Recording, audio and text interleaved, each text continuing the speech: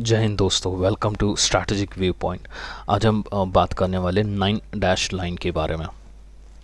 तो ये जो मैप में आपको दिख रहा है, जो डैश लाइन जो कि वियतनाम के यहाँ से स्टार्ट होके ये ऐसे जो मलेशिया के यहाँ से आके फिलीपींस के यहाँ पे होके ताइवान तक एंड होता है, राइट। तो ये जो यू शेप में जो आपको दिख रहा है, तो इसको 9 डैश लाइन बोलते हैं। तो एक्चुअली है क्या ये 9 डैश लाइन? ये एक क्लेम है जो कि साउथ चाइना सी में, जहाँ पे चाइना बोलता है कि इस जो यू शेप लाइन के अंदर जो भी आइलैंड्स, जो भी रॉक्स और जो भी एरिया है, ये सारी की सारी चाइना क्लेम करती है, राइट। इसमें जो भी लैंड्स आते हैं ये सारी की सारी चाइना क्लेम करती है। ये कहते हैं कि इनको हिस्टोरिक राइट से कुछ चाइनीज़ एनालिस्ट भी बोलते हैं इसे ब्लू नेशनल सॉइल भी बोलता है। ये बोलते हैं कि हन डायनेस्टी 2000 साल पहले इन्होंने डिस्कवर किया गया था ये एरिया को, तो इसके बेसिस में वो उस एरिया को अपनी मानते हैं, राइट। तो फर्स्ट टाइम इन्होंने कब इंट्रोड्यूस किया था ये 9 डैश लाइन? ये था दिसंबर 1947 by republic of China Taiwan, right.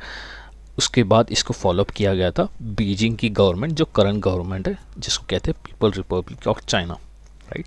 तो आप ज़रा कंफ्यूज हो जाओगे कि यहाँ पे ताइवान क्यों बीच में आ रहा है, राइट।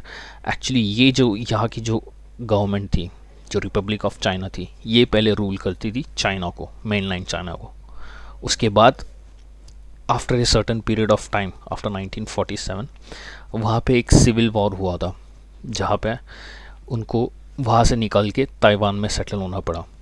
तो सिविल वॉर में कम्युनिस्ट जो पार्टी थी वो उभर के आ गई वहाँ पे एज एन रूलिंग पार्टी। तो उसके बाद से फिर उन्होंने अपने गवर्नमेंट को रीनेम किया कि पीपल्स रिपब्लिक ऑफ चाइना। उसके बाद से फिर ये फॉलोअप लेने लग गए और उनका हक जताने लग गए ये 9 डैश लाइन के ऊपर। जानते हैं इसका इम्पोर्टेंस क्या है ये 9 डैश लाइन का, राइट। ये एक major trade and energy supply route है, राइट। क्या माना जाता है कि almost 30% of the global trade जो है वो यहाँ से फ्लो होता है, that is the South China Sea. Almost $5 trillion की जो ट्रेड है यहाँ से गुजरती है।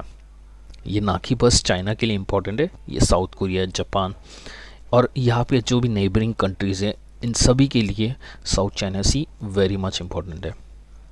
ये ट्रेड रूट से यहाँ पे।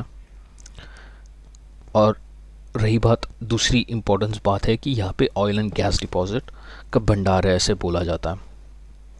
यूएस गवर्नमेंट ने एस्टिमेट किया है कि around 190 trillion cubic feet oil natural resources पाए गए हैं, जो कि अनडिस्कवर्ड है और यहाँ पे काफ़ी सारे एक्सप्लोरेशन चालू है।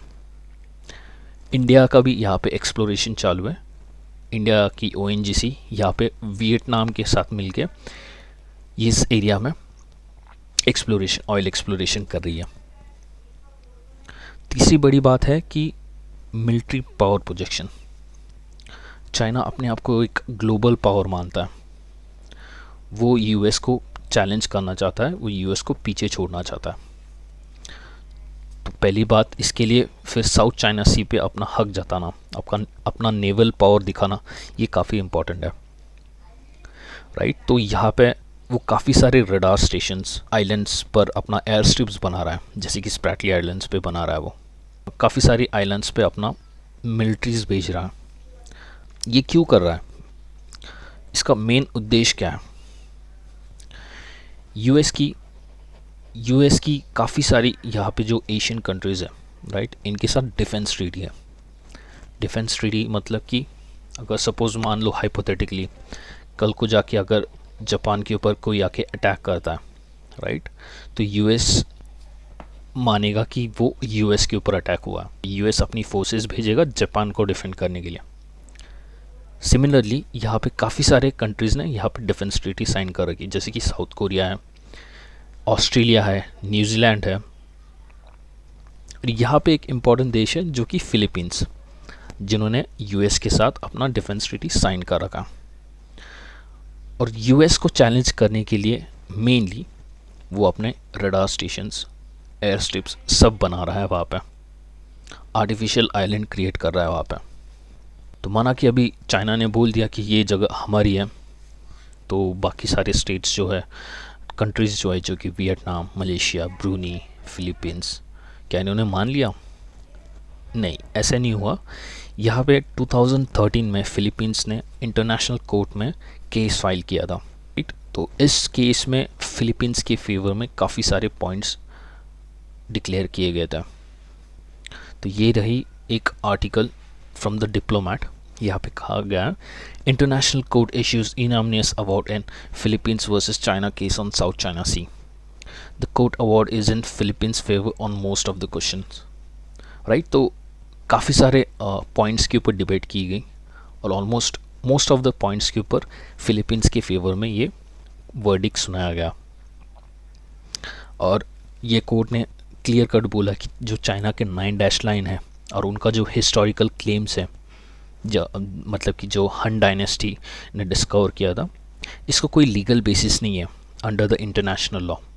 तो यहाँ पे इंटरनेशनल लॉ कौन सा आता है? ये आता है यून क्लॉज, जो कि UN convention of law of sea आता है यहाँ पे, जो एस्टेब्लिश किया गया था 1982 में। इसमें स्पेसिफिक बोला गया है कि एक एक्सक्लूसिव इकोनॉमिक जोन क्रिएट किया गया है जो कि 200 नॉटिकल माइल्स का रहेगा। मतलब समझ लो अगर इंडिया का कोस्ट रहेगा, राइट, इंडिया के कोस्ट से 200 नॉटिकल माइल्स वहाँ तक इंडिया का हक है। 200 नॉटिकल माइल्स इन किलोमीटर्स में ऑलमोस्ट 370 टू 380 किलोमीटर्स तक आता है। अब ये वर्डिक्ट आने के बाद चाइना का क्या रिएक्शन था?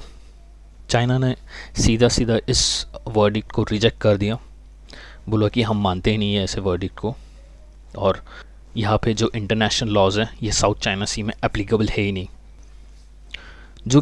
जो बाकी के जो डेमोक्रेटिक नेशंस है जैसे कि US, UK, Canada, Australia, New Zealand, इन्होंने बोला कि चाइना को ये कोर्ट ऑर्डर्स मानना चाहिए। इंडिया ने भी रिएक्ट किया, बट ज़्यादा डिफेंसिव तरीके से रिएक्ट किया, मतलब खुल के आलोचना नहीं की। उन्होंने बोला कि इंटरनेशनल लॉज जो है वो एप्लीकेबल सब जगह होना चाहिए। तो अब चाइना तो मान नहीं रहा, तो इसे चैलेंज कैसे किया जा रहा है? तो 2015 से ही यूएस नेवी अपनी फ्रीडम ऑफ नेविगेशन पेट्रोल्स ऐसी भेजती गई, मतलब साउथ चाइना सी से अपनी क्रूजर्स, डिस्ट्रॉयर्स वो सेंड करती रही।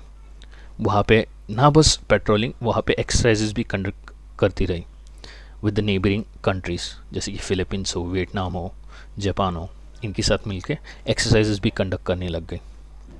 रिसेंटली आपने सुना होगा बड़े बड़े जो कैरियर्स हैं, USS Ronald Reagan, USS Nimitz, ये सारे के सारे वहाँ पे एस्कॉर्ट किए गए थे by various cruisers and destroyers. वहाँ पे एक्सरसाइजेज भी कंडक्ट की गई थी। तो ऐसा कुछ फ्रीडम ऑफ नेविगेशन क्या इंडिया ने किया था? जी हाँ, इंडिया ने भी किया था। यहाँ पे एक न्यूज़ आर्टिकल है द वीक का। Indian navy ship sails through South China Sea with 4 nation flotilla. इसमें अदर 3 नेशन से US, Philippines and Japan.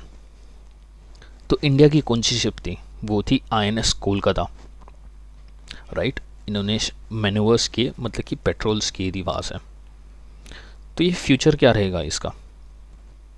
Obviously ऐसे एक्सरसाइजेस कंडक्ट किए जाएंगे इन फ्यूचर, वहाँ पे पेट्रोलिंग भी होगी, ठीक है। बाकी के कंट्रीज़ भी आएगी यहाँ पे, यूनाइटेड किंगडम, ऑस्ट्रेलिया, न्यूजीलैंड, बहुत सारे यूरोप के नेशंस भी अपनी नेवी भेजेगी। वीडियो यहीं पे ख़त्म हो रही है। होप सो आप काफ़ी कुछ जान पाए इस वीडियो से। Please subscribe to strategic view point. Thank you all and God bless you all.